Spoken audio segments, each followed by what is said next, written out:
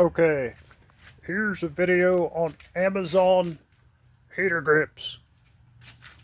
They're real simple. They don't need a relay. If you get a big old switch like this from auto parts stores with the 12 volts, 15 amps. Oh yeah, it's way bigger than that guy.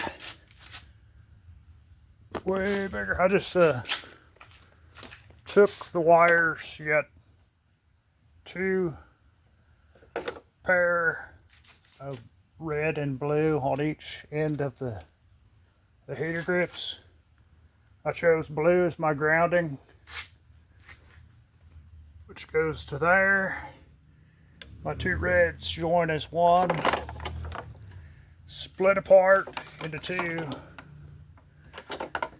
and go into either side of the toggle switch, which dictates how much current flows through and off. The power is the center one. Went ahead and put a 7 amp fuse on it, utilizing wire nuts, and was able, with these guys, fourth time was the thing.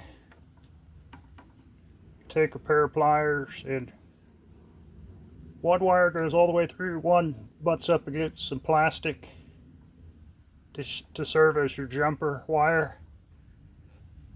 Put it on there, crimp it down, get a voltmeter, make sure you got 12 volts when it's on only, otherwise kids will drain your battery and stuff for kicks. Crimp it down real good with some needle nose pliers. And that's it. No relay required. Just a beefy toggle switch, 2-pole. Do a 3-pole double throw. Don't try this at home.